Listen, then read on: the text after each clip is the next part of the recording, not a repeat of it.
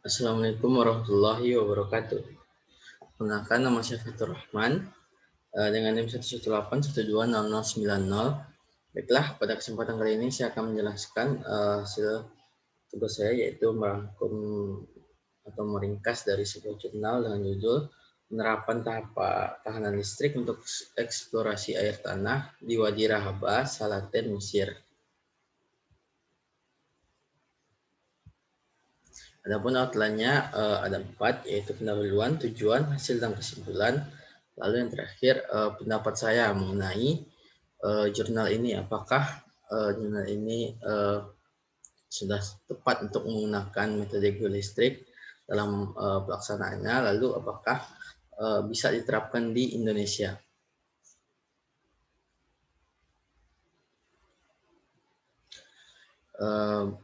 Baik, yang pertama yaitu pendahuluan. Latar belakang dari dilakukannya penelitian ini yaitu di negara Mesir, tepatnya di daerah Wadi Rahaba, Salaten, Mesir, itu kekurangan air tawar atau air bersih untuk memenuhi kebutuhan hidup sehari-hari.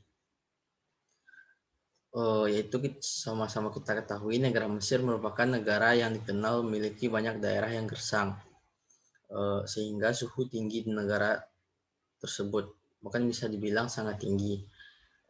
Lalu hal ini berpengaruh terhadap pasokan air tawar yang dimanfaatkan oleh masyarakat untuk kebutuhan hidup sehari-hari dan kelangsungan hidup manusia. Dimana kita ketahui air merupakan komponen penting dalam keberlangsungan hidup manusia. Area selatan ini, tempat penelitian kita ini terletak di Laut Merah, pantai laut di bagian tenggara dari Gurun Timur. Sumber air utama di daerah ini hanyalah air hujan. Lalu ada sumber air lain, yaitu air yang disuling dari Laut Merah ini. Namun dari air sulingan itu dinilai tidak efektif karena memakan kos atau budget yang sangat tinggi, sehingga sangat tidak efektif apabila air itu yang digunakan dalam memenuhi kebutuhan hidup sehari-hari seperti untuk minum, masak, mencuci, dan kebutuhan rumah tangga lainnya. Sehingga penelitian ini dilakukan untuk mencari aquifer di bawah permukaan bumi di daerah tersebut, mengidentifikasi aquifer dangkal dan garam atau air tawar, distribusi zona di wilayah Wadi Rahaba, Salaten, Mesir ini. Metodologi yang kita gunakan yaitu metode geolistrik, phase, vertical, electrical sounding. Lalu lokasinya kita sebutkan tadi di Wadi Rahaba, Salaten, Mesir, dan ruang lingkupnya pengidentifikasian aquifer dangkal dan garam atau air tawar, distribusi zona di wilayah studi dengan menggunakan metode geolistrik, phase, vertical, electrical sounding di Wadi Rahaba, Salaten, Mesir. Kedua yaitu tujuan. Adapun tujuan dari penelitian ini yaitu untuk mengidentifikasi aquifer dangkal dan garam atau air tawar, distribusi zona di wilayah studi dengan menggunakan metode geolistrik, phase, vertical, electrical sounding. Lalu ini merupakan ringkasan hasil dan kesimpulan dari penelitian ini, di mana pada gambar yang pertama ini merupakan peta resistivitas sebenarnya dari aquifer ini, menunjukkan nilai resistivitas meningkat ke arah timur akibat pengaruh intrusi air asin. Artinya di sebelah timur kan terdapat Red Sea, yaitu Laut Merah, di mana ini berpengaruh intrusi terhadap resistivitasnya.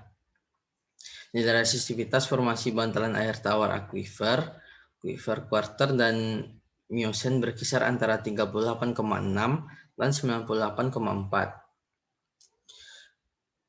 Peta ketebalan aquifer menggambarkan bahwa daerah dengan struktur horst dicirikan oleh satuan ketebalan yang lebih kecil daripada daerah sekitarnya. Ketebalan formasi bantalan, segar, akuifer, batu pasir, quarter, dan miosen bervariasi dari 1,2 hingga 24,4 meter. Di bagian barat akuifer ditemukan pada kedalaman yang lebih tinggi daripada bagian timur, karena secara bertahap menjadi lebih dangkal menuju bagian timur. Kemudian air tawar terdeteksi pada kedalaman 1,3 dan 19 meter.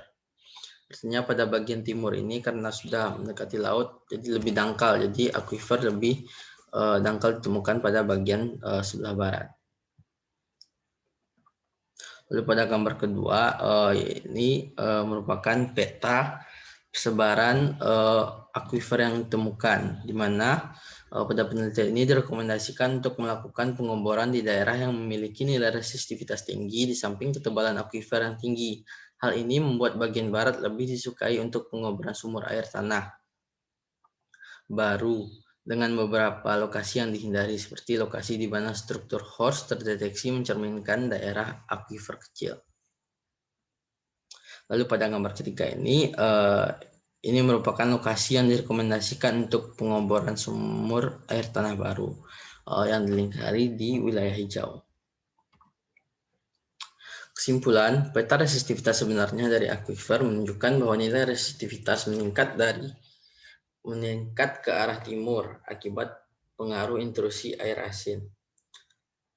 Direkomendasikan untuk melakukan pengeboran di daerah yang memiliki nilai resistivitas tinggi di samping ketebalan akuifer yang tinggi.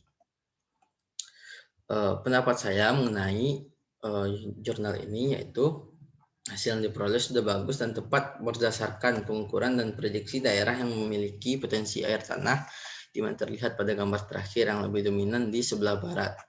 Metode geoelectric vest juga sudah sangat cocok diterapkan dalam kasus mengidentifikasi akuifer dangkal garam atau air tawar distribusi zona di suatu wilayah di Indonesia nantinya, karena hasilnya lebih akurat, biaya operasional yang murah, dan akuisisi data yang tepat dengan menggunakan metode geoelectric vest. Baiklah, sekian dari penjelasan saya. Mohon maaf apabila terdapat kekurangan. Terima kasih atas perhatiannya. Saya akhiri. Wassalamualaikum warahmatullahi wabarakatuh.